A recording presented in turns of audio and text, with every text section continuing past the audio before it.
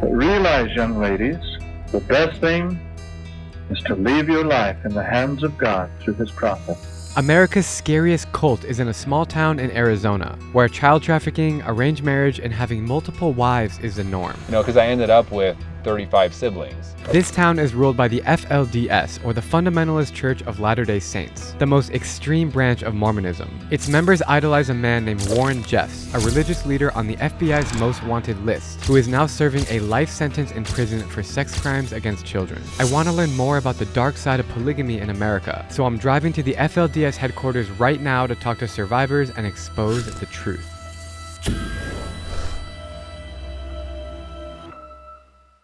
I'm kicking off this story in my hometown of Phoenix, Arizona, where I'm driving 6 hours north to a little place called Colorado City, which is right on the border with Utah. I'm gonna be meeting up with a guy named Sam who left the community, but is kind enough to meet me there and take me around the bizarre community that he grew up in.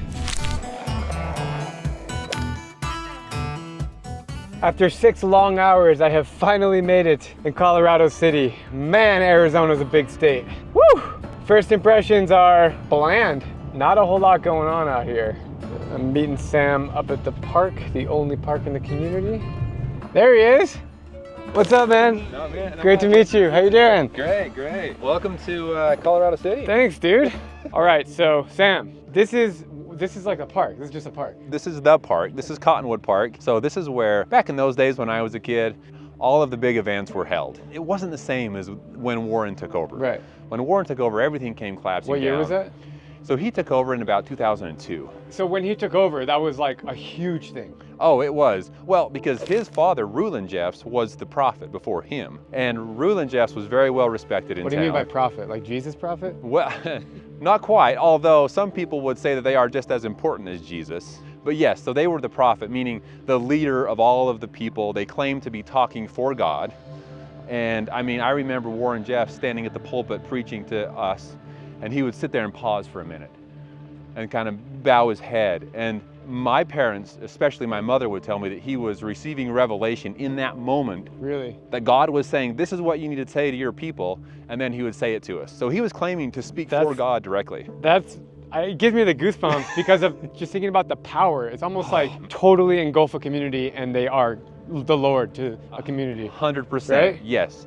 Warren Jeffs was, as a king, a ruler, a god, people would obey everything he said to do, including law enforcement.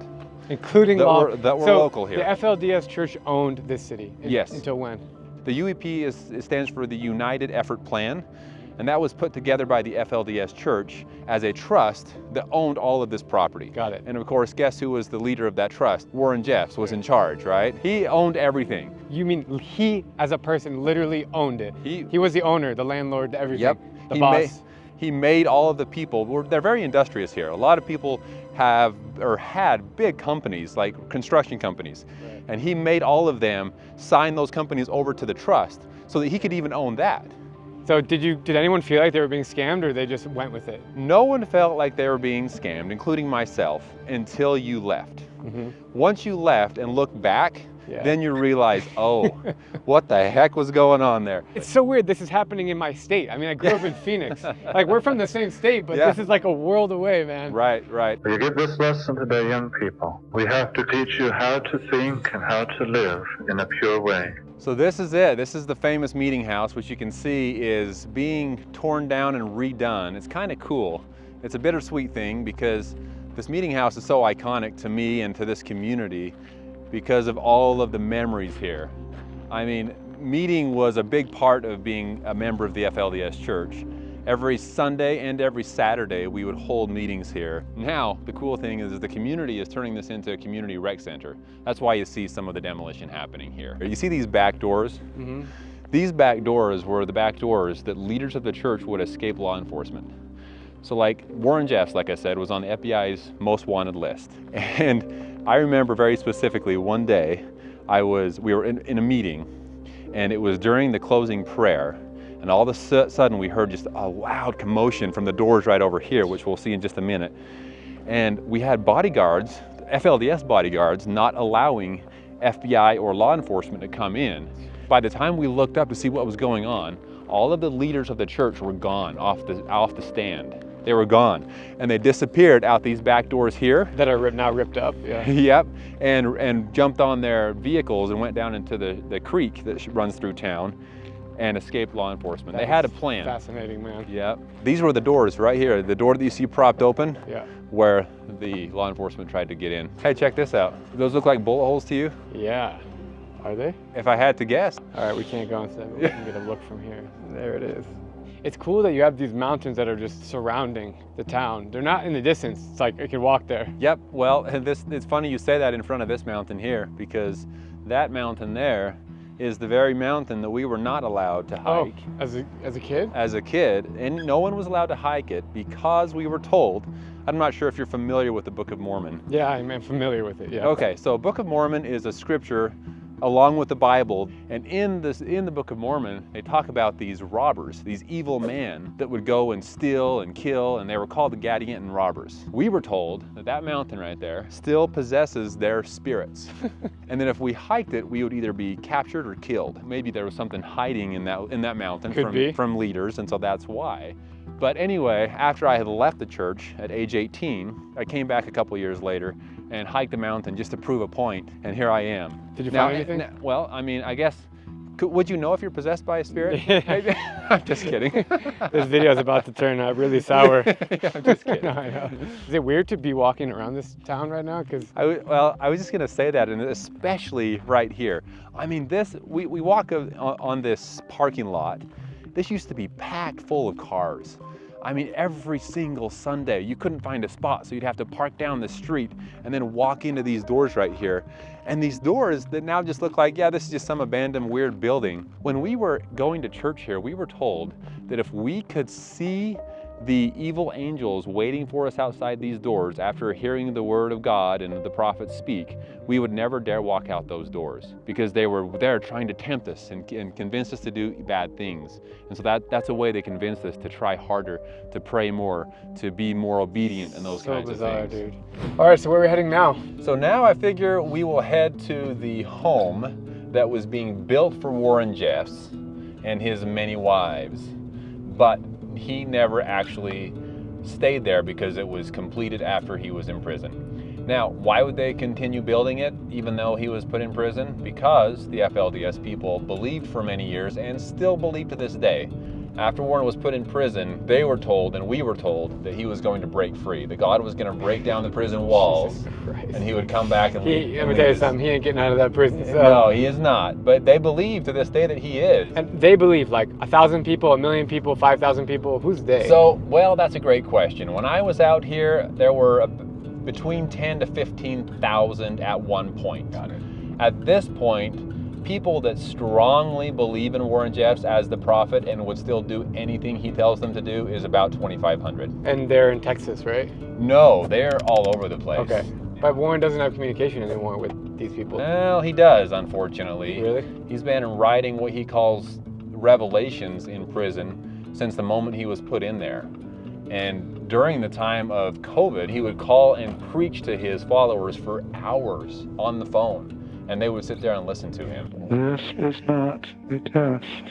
This is a revelation from the Lord God of heaven. They let him do that, but the reason they put him in prison is because of his wrongdoings. So why would they let him keep doing it? So that is the question. From what I heard, you guys didn't celebrate Christmas? Oh, no. No, Christmas was a big, bad holiday in our minds. It was something that was very worldly, created by the world. We were told it isn't even when Jesus Christ was born, so it's not even anything about Jesus. People just want to go spend money and get things. What did you celebrate? We celebrated, and this was during the time of Rulin' Jeffs. Warren Jeffs put an end to all fun. Even the word fun, Warren Jeffs took it out of our vocabulary and said we cannot say that. What? He said that if we are enjoying something, we can say enjoyable, but not fun. He said that fun is for the world. We should be working and doing things for God only, not out there having fun. Dude, that is Kim Jong-un style, man. Yeah. So what holidays did you celebrate? So we celebrated the 4th of July, the 24th of July is when Utah became a state. And then we had a harvest festival. So you guys were patriotic to your nation? We were, yes. Well, kind of. once again, that was taken away once Warren Jeffs came into power. He took away all of that. But when I was a young boy, we did celebrate those holidays. But Warren Jeffs, when he became prophet, he shut this whole library down. He didn't want anyone, once again, kind of North Korea style, reading outside stuff. The only thing we were supposed to read and listen to was music from the church and sermons from Warren Jeffs. So you never heard of Britney Spears or Eminem or famous singers growing up? I would hear about them from other people and whatnot, but I wasn't supposed to listen to them. The funny thing though is listening to country and Taylor Swift and Hillary Duff and that kind of thing was so wicked during the time I was here. So this is it. Oh, this is it. We're already here. It's a hotel? It's a hotel now. It's called the Most Wanted Hotel, named after the Most Wanted Warren Jeffs. All right, so we are now walking inside. Whoa, look at this courtyard, bro. Don't step in there. No, I'm just kidding. You motherfucker, man. This is important here. Look at this. Check this out. Okay. It's echoing. Whoa. Yeah. Hello, hello, hello. Yeah. So look how thick these walls are. Yeah. I mean, nobody in a dump truck is even going to be able to these plow through that. These are 2.5 feet thick, these Yeah. walls. Holy crap. Like, So, bro. So it kind of looks like Warren Jeffs was building a prison, but what he was doing, he was building it like a prison in the sense that the security would be as though it was a prison. The big metal gates would open, he would pull in here, the gates would close behind him, other gates right there would open, he would get in there, and then those would close. So very secure, and that's where Warren would be staying. Over here would be for other family, like wives and things. So he was planning to have all of his wives under one roof? Well, if they would fit.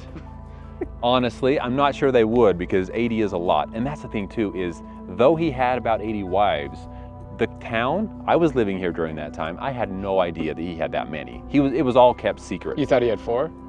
Well, I knew he had more than that, but I was guessing 20s. Okay, so this, first of all, I'm hearing echoes all over the place. This is creepy. Let's go see if we can peek in there without Sure. getting kicked out. Yeah, sure, we'll try. Is this a hotel room? No, well, I don't know what it is now, honestly. It's weird, man. It looks like it's someone's house, but This is so weird. see, even after Warren would get through the second gate, Yeah. then he would pull into his garage and the garage would close. So, I mean, the security, and then of course I imagine he would bring some of his wives to this home. That was the plan. He never lived here because it was completed after he was in prison. So weird, But just to man. give you an idea of security. Yeah. I don't know what I feel like right now. I feel like I'm in North Africa. These like weird fences around buildings that are white.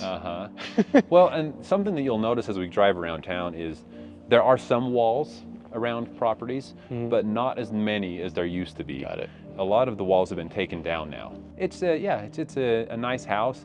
It's weird. It works perfectly for a hotel because of all the long I was hallways just about and the to many, say, many rooms. like, if I didn't know anything about Colorado City and I needed a place to crash, this is nice. Yeah, and honestly, it's a good place to crash nowadays. Nobody comes here because of what the building is. No, I think that people come out here for like group service projects and things like that. I think you'll see churches, Christian churches and different churches come out with youth to help with different things. Yeah, this would have been a living room.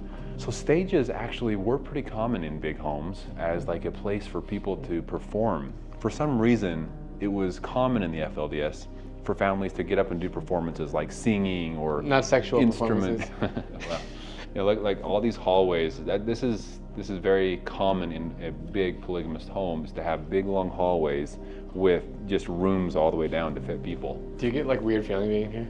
I do. I do. The walls would speak to you. Yeah, I mean, for an outsider or someone else, I can But see. I gotta be honest. I was driving here and there was like no accommodations. This is like a nice hotel. Right. Yeah. I would stay here.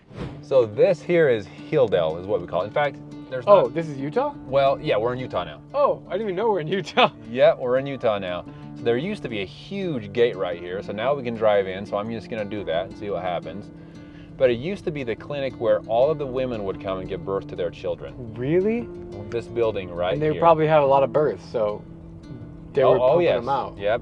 So Were you born here? I was. Really? I was born right here. In fact, these new fancy doors right here where it says Focus Eye Center, those weren't there when I was born. We would walk into the doors over here, the smaller doors, and that would take us into a waiting room and bring the baby out. We'd all pass the baby around and hold the baby. You know, because I ended up with 35 siblings. So there's a lot of that. A lot older than me too, of course. How many of them are in the community still? Believing in Warren Jeffs, about half. About half. Do you still speak to them? The ones that believe in Warren Jeffs, I'm not allowed to have any kind of communication. They won't talk to you. Right. Because if someone chooses to leave the community, you're not welcome back. And so you'll lose your family, basically, unfortunately. Do you miss the 17 siblings that don't talk to you anymore? Oh, yes. Well, I mean, honestly, I haven't seen them for so long. The little ones are going to be all grown up. Like, I don't even know what they would look like, What honestly. if they still live here and you bumped into one on the street? Would it be like a weird moment? If I recognized them, I would go on as if everything was normal and pretend that nothing had come between us and see how they would accept me. Because I'm from this place, I know that they would probably try to just turn the other way and not want to have that relationship, but that's not them, that is the teachings of the church. Yeah, so here we go. This is down the hill that leads to my childhood home. So all these houses were members of the FLDS church when you grew up? Oh yes. If not current, there were some what we called apostates out here, and those are people that had left the church that still lived here, but we look down on those people. This is it? This is it. All right, let's do it, man. I love how everything here is like a 2-minute drive. Exactly, it's very close. So this here, just want to point out, it looks very different than it did when I was living here because there was a huge fence that we put in, a big stone fence that we spent a lot of time building. But you didn't live here with 35 siblings, did you? Well, there were probably about 20 of us in this house. So there was a lot. A massive house by any means. No, it's not. There were multiple siblings living in each room. Look at these notices on the door. I wonder what that says on there. Looking for Sam, the polygamist. Oh. What? Do I dare? What? I haven't walked on this step since I was 18 years old. Really? Yep, this will be the first time. So I guess this is the big moment for mankind. Oh man, that must feel weird. One small step for man. Wow, man. Okay, so current water restrictions. Okay, just water restriction stuff. I was hoping for like an eviction notice. Oh no, it's totally like being renovated. Oh, is it? Look inside. I mean, it's... Oh yeah, it's completely being torn apart. Wow, it's weird. The window you're looking in right now was our big meeting room where we would hold our family meetings and Sunday schools and things like that. But there used to be a sign that said Zion above the door. What does Zion mean? Zion, if someone had Zion on their fence or on their door, it was an outward statement that I believe in and follow Warren Jeffs. Oh, that's what that means. But is it ironic that Zion National Park is right there? Well, people believe that in this place called Zion that will be a perfect harmony, perfect place, only righteous people living, and where God himself can dwell and visit. And that was the idea, that they were yearning or becoming Zion. This is my room through this window, and the amount of times I climbed out this window, I won't say, but don't tell my father. Yeah, look at this. Oh yeah, it's just completely torn apart. And by the way, Sam has an awesome YouTube channel called Growing Up in Polygamy, which is how I found him. Actually, I found him through Peter Santinello's video, another YouTuber who makes great stories. Yeah. So we're all kind of YouTubers here. Man, look at dude. Even I feel crazy being here, and I've never been here before. Yeah, see this door right here? Mm-hmm. So there was a moment in my young teenage years where, see how it's locked? Mm-hmm. There was a moment when it was locked just like that, and my brothers dared me. They said, there's no way you could break through that door. And I got to run from about here. Should I demonstrate? Yeah, I was going to say, please try it again, dude. So, and I just plowed right through the door. It took down the entire frame with it. My brothers hated me because I didn't know how to fix it, so they had to. I'm just looking at these windows here, and the amount of memories and stories is just bizarre. I walked by this property, but I haven't walked onto the property. Oh, you didn't like walk this. on here? In the FLDS, the father of the home was the ruler of the home. It wasn't like, oh, hey, Dad, what's up? At least in a lot of the families. So you called your dad father? Yes, we were not allowed to say dad. That was considered disrespectful. Same with the mothers. It was mother, not mom. And that's very culty. Yeah. I mean, that's like weird that you weren't allowed to even call them mom or any other word. Right. Well, you had 4 moms. Yeah, I did. So, we were all very clear on who belonged to who. So I knew who my mom was. And what did you call your other mom? We would call them Mother and then their first name. It was Mother Eliza, Mother Mildred, Mother Jeannie, and then my mother, Mother Yvonne. And I would call my mom Mother. I wouldn't use her first name. I would just say Mother. And your 4 moms lived in the house with you? Yes, they all lived here. They all had their separate room.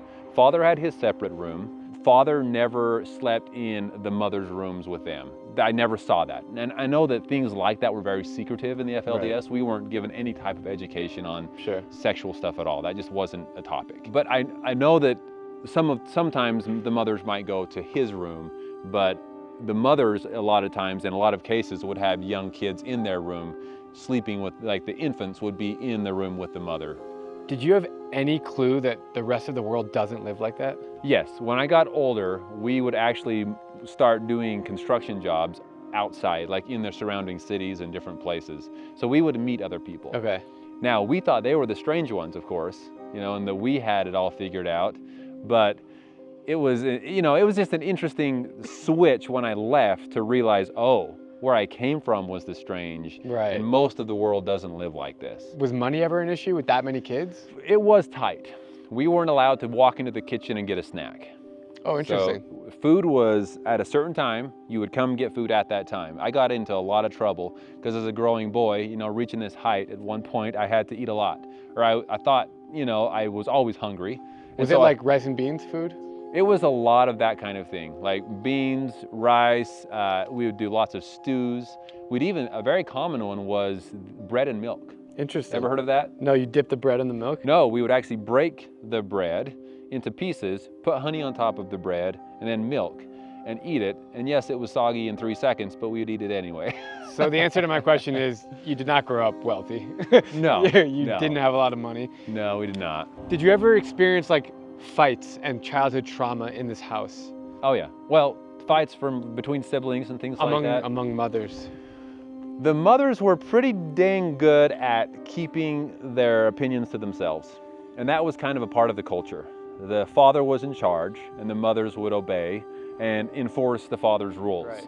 And so they were pretty good at that. Now, were there jealousy issues and things? Sure.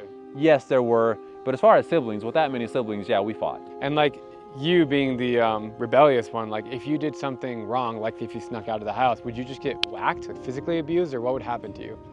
Now, I know that some people were punished by either spankings and things like that. And when I was younger, yes, we would get spankings and we would try to be smart and hide a book in our britches, as we would say. Sure. And try to hurt the hand of the person that was spanking us. But for the most part, we had a pretty good childhood. As far as abuse goes, it was more, you know, if we did something really bad, we'd be sat in a corner and left there as like, hey, think of like a timeout. Sure. Except for it was a very long timeout. No. That's good.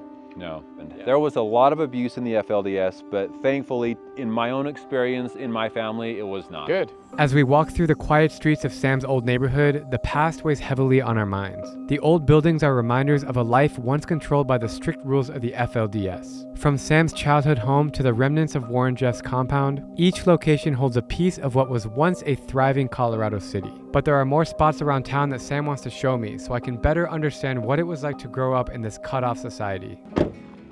So what is this place? So this place used to be the thrift store of the town. So a lot of people would come in here and find very inexpensive clothes. Turn, pull, push, turn, pull. It works. So you grew up in the FLDS. You know my family very well. I knew Neil, Neil. Yeah. I love Neil. That's crazy. So many fun memories. Crazy. You've never met before? I don't think we've met. No. Crazy how like you know everything about his family and he knows everything about you. Yeah. No, go on. You may have seen me around the community when I was a little kid, but. Probably. Back when I was a kid, it was a great community. We had the village to raise the child.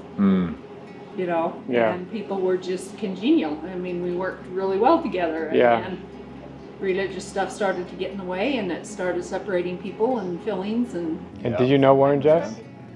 I've never met him officially, but I do know of him. And you were connected to him through. I mean, if I saw him, I'd probably know who he was. Is it not strange to grow up with molesters and very much so. Not right to me? Okay. Well, I'm sure you saw the polygamy side of thing, and all of that was normal for you as well, I assume. I loved it. Why though? Loved it. Because other mothers can relate to you differently than your own mom. It's just that You had another... this other mom could relate to me, and she had different talents than my mom, and so... Did you feel that way too? Yeah, there were definitely different talents that each mother brought to the table. Do you still love the idea of having multiple mothers? Totally. This is so bizarre to meet a woman from the FLDS church who runs this shop and hearing her talk about growing up here. I can't believe that I'm getting this on camera right now. It's bizarre. The idea of having more than one wife is an absolute no for me. So I wonder if that's the same for you. Like being a sister wife, for you personally, is that something that you would still be interested in? Major. Really? Interesting, okay. Totally. Do you think others feel the same way? But you know what? It's going to have to be on very strict terms. Right. And that is, it's not going to be something where somebody, like the placement marriage things that they The force arranged. people into and they guilt people into and Right. shame them into. And I mean, Right. we could go on with a few more adjectives on that. So you want to choose your husband? Absolutely. I think every woman should. I don't buy with the placement stuff, but I got married by getting on my knees. And I knew, and I didn't go into the brethren and say, tell me who to marry. But I absolutely want other ladies in my life. Can I ask you a question about Warren Jeffs? So he had 80 wives. You don't think that's too much? Like, is that not kind of crazy? Is that crazy to you? Like, where do you draw the line? I think it's sick and wrong how Warren got his. Yeah. And the guilt and the shame and how he treated them, and there's a whole bunch of story around that, so I can't just give you a simple answer. Sure. Yeah. I don't think it's weird for the husband, for the man to have multiple wives, but the wife can't have multiple husbands? No, I don't think that's weird. Look in the animal kingdom. That's how a lot of the animal kingdom is. True. I'm not saying in every situation of the animal kingdom, but the animal kingdom has one male and a herd of women. And they go and butt their heads and their antlers and do whatever, and I'm gonna dominate, you know, and that's gonna be the seed that's passed on to ensure that they have a strong True. genetic makeup. And we are animals at the end of the day. Another thing too is it's hard to say, oh, I wish I didn't grow up in polygamy, because that would take away a lot of my siblings that I have. That would take away the relationships I had with my mothers in the home. So, you know, it's tricky because I would never want to have multiple wives myself. But if I did, then I would also have children saying, I can't imagine life without it, right? Yeah. So it's a hard thing to navigate, right? To say whether or not it's good or bad or all of that. I think it's just up to people's personal beliefs and what they think is best for themselves. Well, I absolutely 100% agree with people should choose and have the life they want. Same. Right. So you would allow your husband to have another wife? Absolutely. So how would it happen if the time ever happened? What would need to happen for another woman to come in? Lots of prayers and somebody knowing where they're going. And Take care. I still love Marilee. Whoa, we gotta talk. A lot to talk about, right? I guess it just goes to show once again, when you're raised in something and that's all you know and you believe it is the best life because that's what you have experienced, then that's what you want. In her case, it seems mind-blowing, dude. That was super interesting. Wow. Yeah. So different buildings throughout the town were used for homeschooling. That was your homeschool? That was one of the ones I attended, yes. You seem to be really educated now and you know everything, and obviously you've learned a lot since you left the community, but like growing up in a school where you're being taught by your sister, you must have not learned that much. I didn't get much of an education, no. Not when I was out here. By the time I was a young teenager, I was out on job sites working full time. But since I left, I did go and get my GED and went to college and got a degree. So this is Rulon Jeffs' home, or was his home, and Warren Jeffs had an office in here as well. So Rulon Jeffs was the prophet before Warren Jeffs, and one of my sisters married Rulon Jeffs when she was about 18 or 19 years old, and my sister married him when Rulon Jeffs was about 80 years old. And I believe she was his 60th wife. Your sister was 18? One of my sisters, and she was my full-blooded sister as well. What did you think about that when she married him? Well, interestingly, I thought it was this huge honor for her, and that, I believe, is how she felt too, that she was marrying the prophet of God. Looking back now, maybe there were some concerns that she had about it, but I'm just not sure I never asked her. I just assumed she was honored to marry the prophet of God. Exact white door right there I had walked through to meet Rulon Jeffs and Warren Jeffs. It is just weird to see that door now and to think of all the things that were going on in there. Your sister that married Rulon Jeff, have you spoken to her? Is she still in the community? I have not seen, I'm not in contact with her right now. Do you think she still believes in Warren Jeffs? I think she does, yes. I know now, during that same time, Warren Jeffs was doing awful things, molesting his own children in some cases, at least as the courts and documents would state. And during the time you met him? During that time. That's crazy, bro. So it's crazy that in my mind, I thought I was having this spiritual, holy experience with him, and behind closed doors, awful things were going on. We just rolled up to another place called Patty's Place. This purple building, rumored to be owned by FLDS, which we're about to find out. Patty's here. Smells really good in here. Good. But are you from here as well? I'm not from here, Okay. but I've been here for 40 years. Oh, you're basically from here. Yeah. You never left during all the height of everything? No. So we didn't sign the tenant at will because we didn't agree with it. Oh, really? A lot of people went up to court over it. Interesting. Our family wasn't one, but they took us to court and they took our home. They just took you home? Yeah. Like, you woke up one day and... Well, they took us to court and the court says you have no standing because They're you believers. built on Yeah. UEP land. Did you ever meet Warren Jeffs? I couldn't even stand listening to him. He has this way of talking. Really? Keeping sweet is an exertion to remain clean and pure.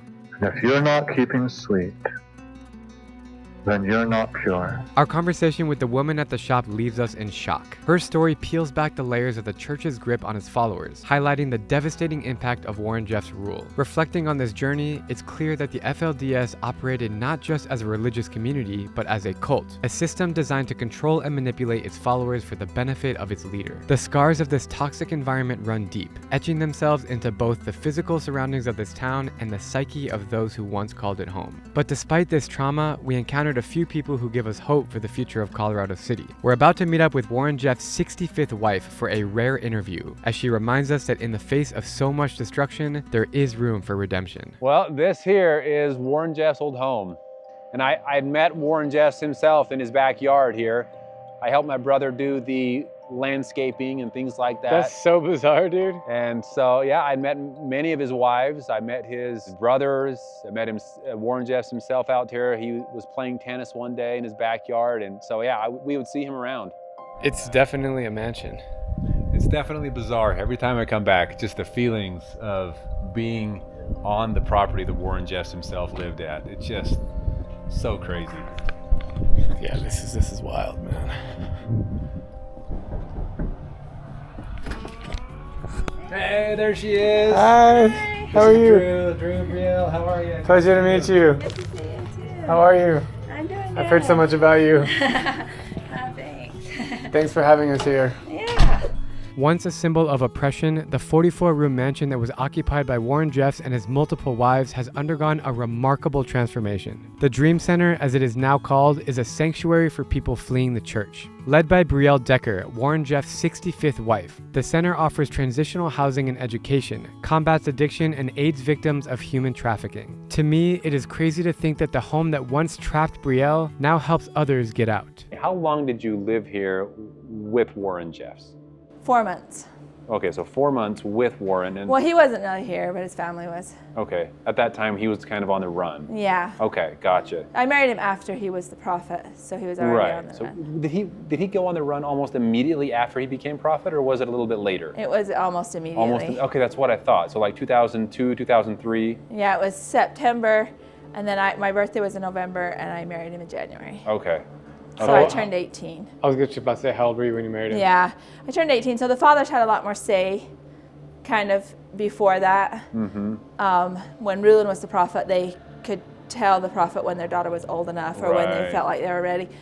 But when Warren became the prophet, he called up the fathers and said, "Your daughter is ready." So it put him in a really tight position because if they didn't go along with it, they could lose all their children all at the same Right. time. This is the men's floor.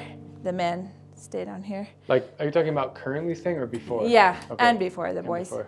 This, I don't know if I showed you this when you were here. No. This is like all this wiring. And when the first directors came, they hired some people to come in and try to organize this. And they walked out and they were like, what is going on in there? And they're like, we just barely bought this place. And they're like, there was illegal wires tapped the whole city. Oh, so the whole city was being spied on, huh? Yeah. Who orchestrated that? That was Warren Jeffs and his whatever he did. I He don't know. put illegal wiring to spy on everybody? In the town, yeah, so he could tap their phone lines. Did you know that? So I had heard rumors. I didn't know about the phone lines. So he could listen to anyone's conversation. Yeah. And one time they went through a tour and there was a lady from the community in the tour and they kind of explained that and she just went, oh my goodness, that's how he knew. And she was like talking about how he called her out in church one time and told her she was talking to a boy on the phone. And he told her it was God who told him.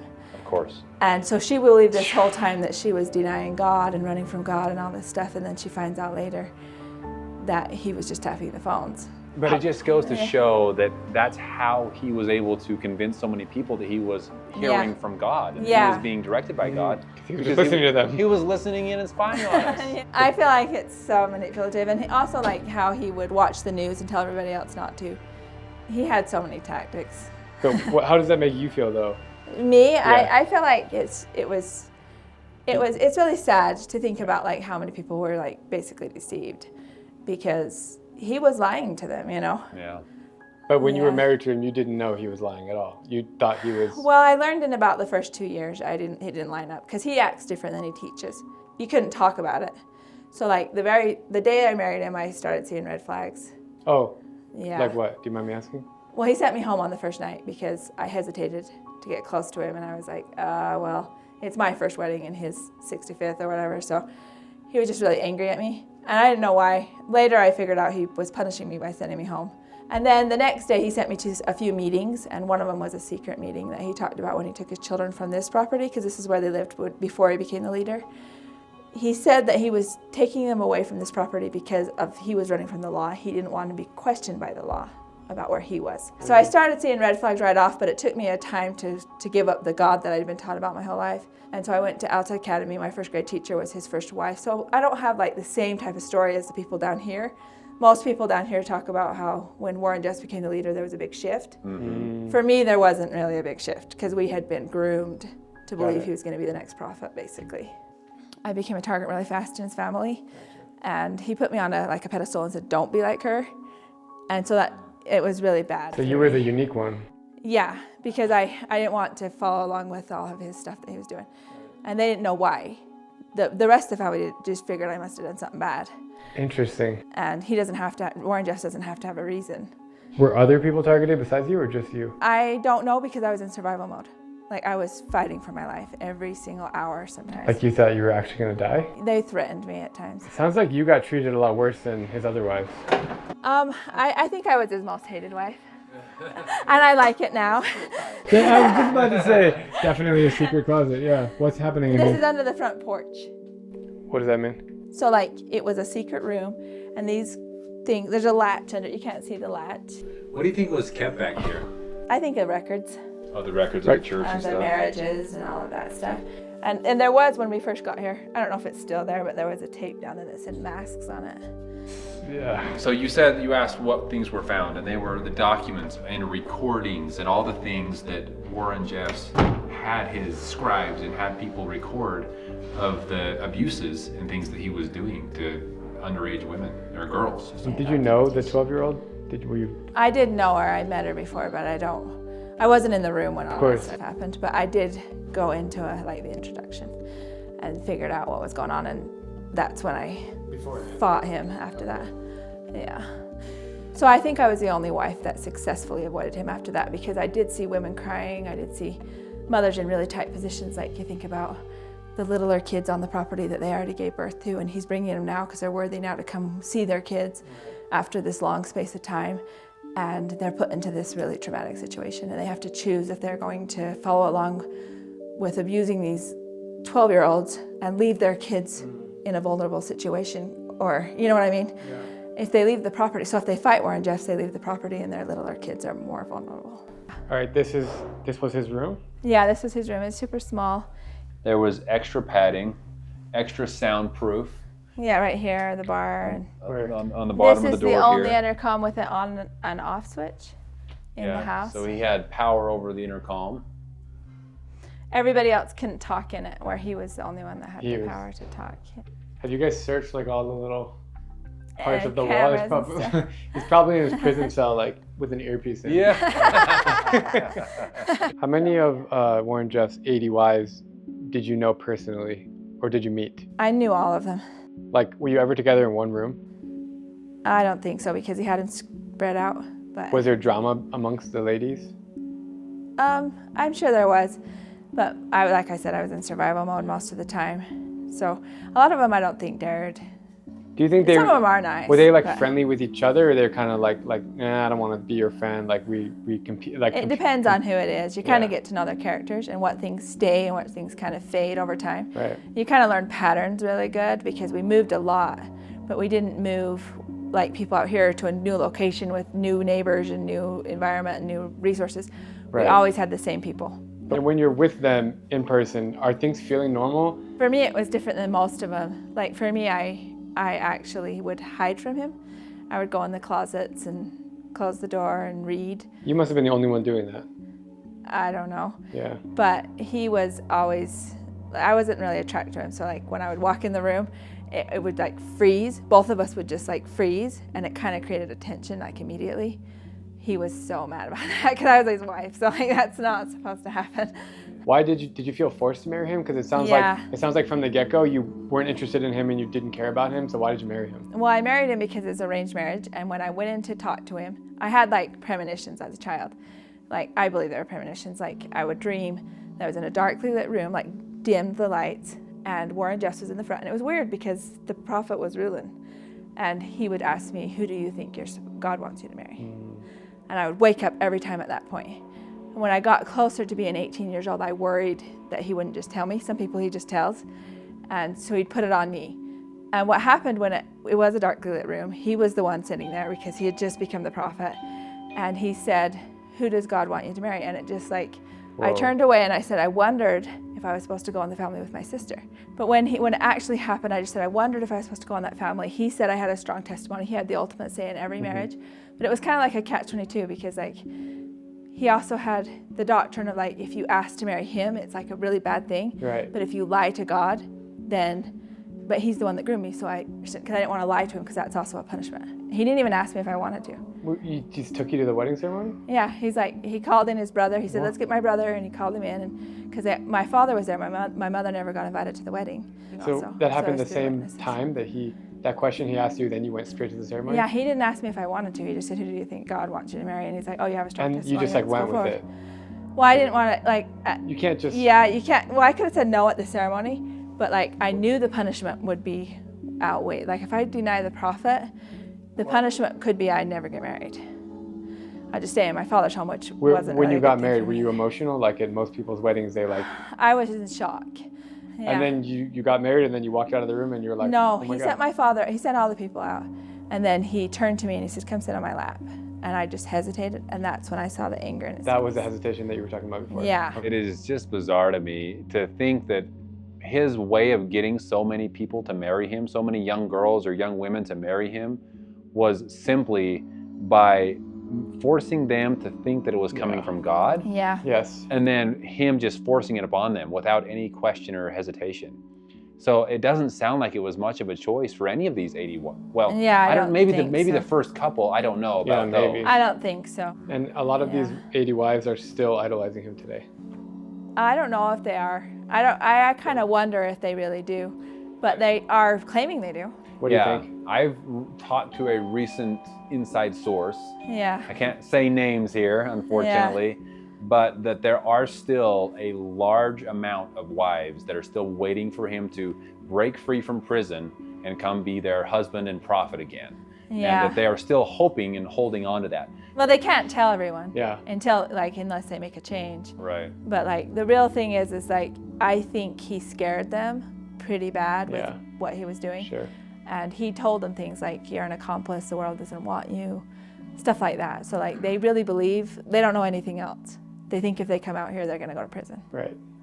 We are told that we are going to be on Satan's ground, which means that you're going to become an apostate. Right. You're going to become this awful person that the world is going to basically eat you up. Yeah. And so I can understand why I'd be so fearful. Was that the same for you, or were you so past his teachings that you just wanted to get free at that point? Well, for me, I felt like I knew that I hadn't been a full accomplice. Mm-hmm. And I wasn't worried about more papers being dug up and everything on me. I see. What I try to tell him is like, if you got an attorney outside of the church and fought your case, a lot of them would win. Like a lot of them were coerced into it, and forced fraud and coercion is a factor in the trafficking laws, which what they go by now. So I have personally testified against Warren in federal court like 2 years ago, just for credibility reasons, mostly. We were awarded an amount, but we don't plan on seeing it because it's all hidden in his members' names and everything. But for credibility reasons, it does help me because I'm the only 18-year-old that has testified against Warren. Really? Yeah, of his wives. And there was one other person in the class action that was an underage bride. It must be hard to have proof in form of like photos and videos because that was like shunned. Yeah, for me, I didn't have anything when I escaped. I escaped out a window and was terrified of being caught. Where did you go when you left the window? I ran to a family that I knew had left the church altogether. Got it. So I went to this specific house. Right before I got there, there was a lady in her backyard meditating who was dressed ex FLDS. I ran through her backyard and she's like, "Can I help you?" Oh my God. And I was like, yeah, I need help. So she drove me up to the house I was going to, and she asked if she could come in or not, and I said, "You might as well come in." So she came in. The family I was with, talking to, asking them for help, they didn't know any phone numbers of any small organizations on the outside. They had just recently left. Wow. So, but the lady who came in with me did. So she ended up calling some organizations, and So you got help. So I got help that day. So, yeah. So do you think that because of the rumors Warren Jeffs was spreading about you, that all FLDS people to this day believe that you're just some crazy person spreading lies? Yeah, he doesn't really target me the same way as he targets most ex-FLDS, because he said so much in the beginning that I was crazy and that they needed to hunt me. They chased me, they put me on the missing list, they did so much stuff in the beginning. Most people, when they start to fight the church, they get like blacklisted in the church. They say, don't listen to their master deceiver. But for me, they haven't done that. They just keep saying she's crazy.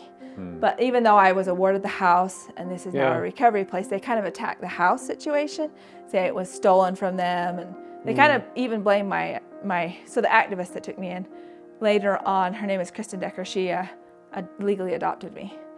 And so I would never have the risk hanging over my head of being like brought back to the FLDS if I ended up in the hospital or something too long and it defaults to a family member to make a decision.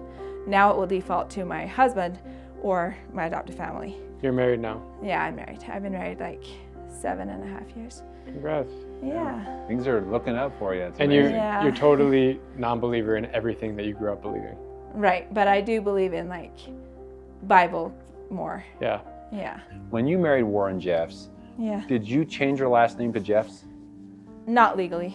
Not legally, but people would call you Jeffs, but Yeah. it wasn't. So the ID you talked about that you forgot to take with you had your maiden name on it? Yeah, Warner. Okay. So my name, I did change my social, was legally adopted, and changed my name. So if you look up Warren Jeffs' wives, I was Lynette Warner. Now I'm Raelle Decker Blanchard. Wow. Do the other mothers that are married, like the second, third, fourth mother or beyond, do they change their last name legally? They can't legally. Okay. So in the church they're called Jeffs, but outside of the church they're called their maiden names. So, and that goes for the other wives and other husbands throughout the community? Yeah. Okay. I wasn't sure about that. The first wife is the only one that changes it. So I the see. only one that could be legal. How does your husband now feel about all this, that you were married to Warren Jeffs? Oh, he's really quiet about like most things, but It's good. he's really good to me. I'm so Yeah, happy for you that you were able patient, to put that life behind you, or at least Yeah. most of the baggage behind Yeah. you, and moving on to a Yeah. happier I really, version of yourself. Yeah, and we have a house, our own house in town. Nice. Are you worried that you're gonna get a knock on your door someday and like someone like any of that? Do you think about that stuff?